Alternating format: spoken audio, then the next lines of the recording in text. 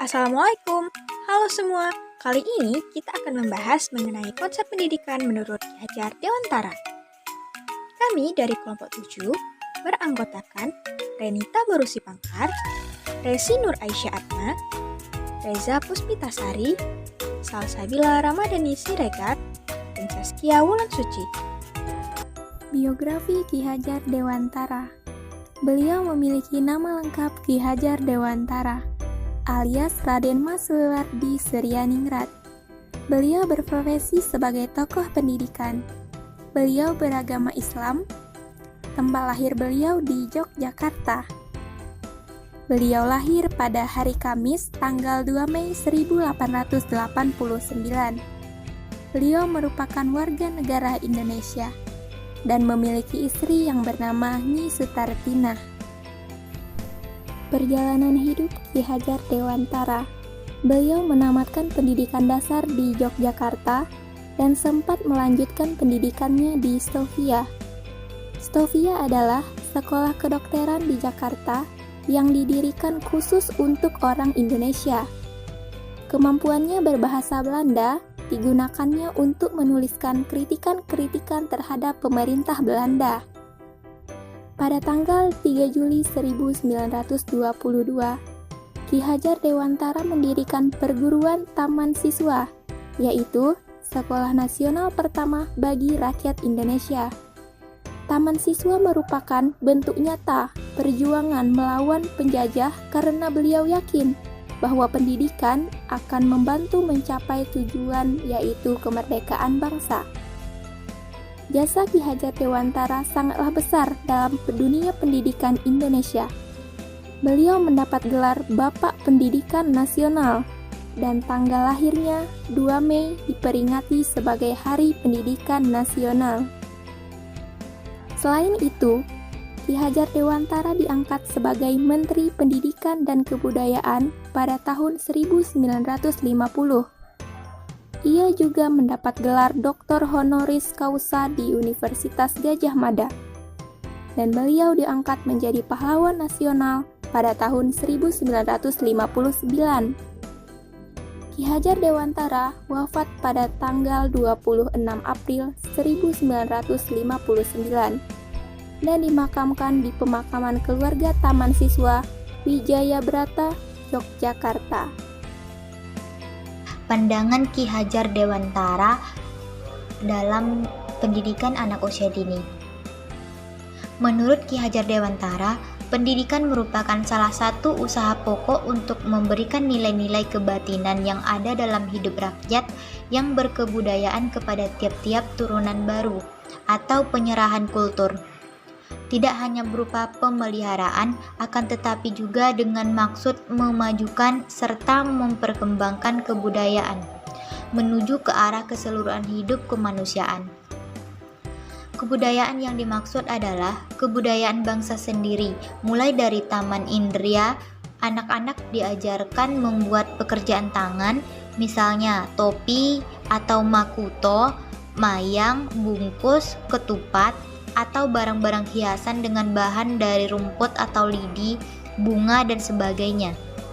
Hal ini dimaksudkan agar anak jangan sampai hidup terpisah dengan masyarakatnya. Prinsip belajar Ki Hajar Dewantara. 1. Ingarsa sum tulada. Artinya di depan. Seseorang harus bisa memberi teladan atau contoh. Dalam pengertian ini, bahwa proses pembelajaran contoh atau teladan menjadi kata kunci kesuksesan. Pembelajaran di sekolah senantiasa terjadi proses imitasi atau proses peniruan dari contoh atau teladan, sehingga ketika pembelajaran berlangsung, seorang pendidik harus mentransfer pengetahuan tentang sesuatu yang dipelajari siswa dengan benar dan tepat. Selain itu, siswa tidak hanya mempelajari mengenai pengetahuan saja, melainkan belajar dengan lingkungannya, seperti belajar mengenai pribadi pendidiknya. Oleh karena itu, pendidik selain menguasai pengetahuan, dia juga harus mempunyai pribadi yang dapat dicontoh. 2. Ingmatya Magun Karsa. Artinya di tengah-tengah atau di antara seorang bisa menciptakan prakarsa dan ide. Pada pengertian ini, seseorang dapat menciptakan prakarsa atau ide di antara orang lain. Dalam proses pembelajaran di sekolah, berarti seorang guru harus dapat menciptakan prakarsa dan ide para siswa ketika mereka dalam proses pembelajaran. Sehingga kata kunci kesuksesan dalam pembelajaran adalah pendidik bisa membangkitkan minat dan semangat belajar siswa. Yang ketiga, Tuturi Handayani, artinya dari belakang. Seorang pendidik harus bisa memberikan dorongan, arahan. Pada pengertian ini, seseorang harus dapat mendorong orang yang dalam tanggung jawabnya untuk mencapai tujuan secara berkelanjutan. Dalam dunia pendidikan, setiap orang mempunyai hak yang sama. Setiap orang berhak memiliki pendidikan sesuai kebutuhan dan keinginannya.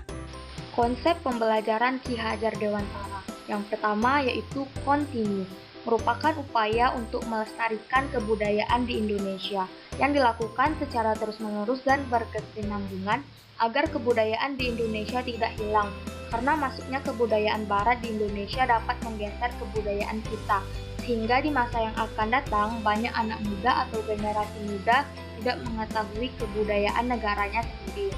Yang kedua yaitu konvergen, artinya dalam upaya mengembangkan kebudayaan nasional Indonesia, kita harus memadukan dengan kebudayaan asing yang dipandang dapat memajukan bangsa Indonesia. Dalam memadukan itu dilakukan dengan memilih dan memilah kebudayaan yang sesuai dengan kepribadian Pancasila, dan pemanduannya harus secara alami dan tidak dipaksakan. Yang ketiga yaitu konsensus, yang berarti setelah kita bersatu dan berkomunikasi dengan bangsa-bangsa lain di dunia, kita jangan kehilangan kepribadian sendiri.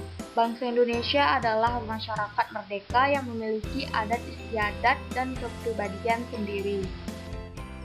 Kelebihan dan kekurangan teori Ki Hajar Dewantara. 1. Kelebihan dari teori Ki Hajar Dewantara. Pertama, menekankan pada pendidikan budi pekerti atau karakter pada diri anak.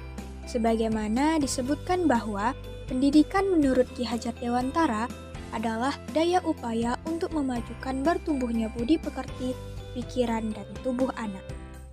Yang kedua, menekankan pada pengembangan berbagai kemampuan dan potensi anak.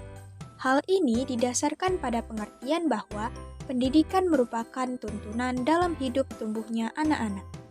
Yang ketiga, menekankan kasih sayang dan lebih bersifat humanis dan religius. Hal ini dikarenakan seorang guru tidak diperkenankan memaksa kehendak kepada anak. Yang keempat, menekankan jiwa nasionalisme pada anak-anak. Hal ini dikarenakan pemikiran Ki Hajar Dewantara dilatar belakangi dan berada pada masa penjajahan, sehingga pemikiran tersebut dapat mempererat persatuan dan kesatuan bangsa. Yang kelima, menekankan pada pentingnya pendidikan keluarga. Hal ini didasarkan pada pandangan Ki Hajar Dewantara yang menyebutkan bahwa keluarga merupakan sebaik-baiknya tempat untuk melakukan pendidikan sosial. Selanjutnya, yang kedua, kekurangan dari teori Ki Hajar Dewantara. 1. Keluarga sangat berperan sentral, sehingga baik buruknya anak sangat bergantung pada keluarga. Yang kedua, menganggap sekolah sebagai tempat pendidikan yang kurang penting, karena lebih menekankan pada pendidikan keluarga dan sekolah dinomorduakan. 3. Kurikulum pembelajaran yang jelas, sehingga sangat sulit untuk diterapkan dalam pendidikan. Yang keempat, tidak bisa diaplikasikan dalam semua jenjang pendidikan, sebab pandangan keduanya lebih cocok diaplikasikan pada jenjang pendidikan dasar. Yang kelima, membutuhkan banyak sekali pengorbanan dari orang tua, karena harus terus-menerus memberikan pendidikan kepada anaknya. Mungkin cukup sekian yang dapat kami sampaikan. Lebih dan kurang mohon maaf. Terima kasih. Assalamualaikum.